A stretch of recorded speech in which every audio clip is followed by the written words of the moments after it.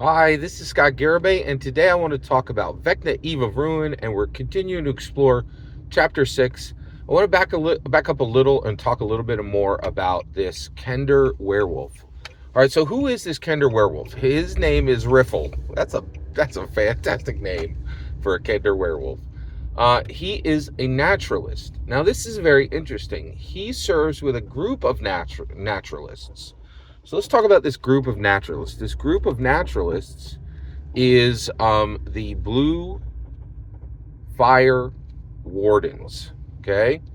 And it contains other werewolves, right? So the binding principle between these naturalists is that they're naturalists and they're also werewolves. Now, this gets really interesting because we're on Krynn. We're on Dragonlance world, right? Same world of that was brought forward by Dragonlance, Shadow of the Dragon Queen, the fantastic Dragonlance author F. Wesley Snyder. He really crushed it, and I think he's really kind of reshaped and represented Dragonlance in the best possible way. And I really think his work has really surpassed what Hickman and Weiss did, who really just kind of like pancaked the Dragonlance, just kept throw another pancake on the pile to where by the time they were done, you got 190 novels. Where do you start? What do you read? But F. Wesley Snyder really did a good job. All right, so Riffle is a naturalist. The group he serves with are the Blue Fire Wardens. They are good aligned, and they specifically have werewolves in them. But on Krynn, being a werewolf is pretty complicated because there are 3 moons, right? A red moon, a black moon, and a white moon.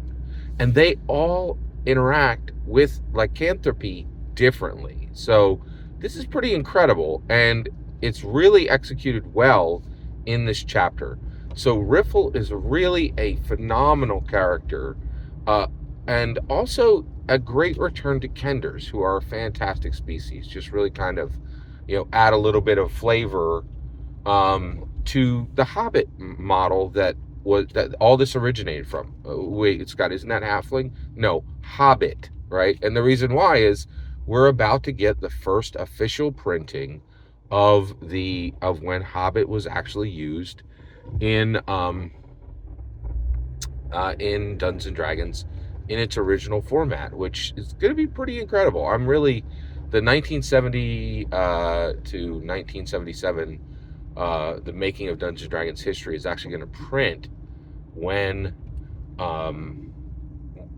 Middle Earth terminology and Middle Earth itself was fully integrated into Dungeons and Dragons. That's pretty incredible.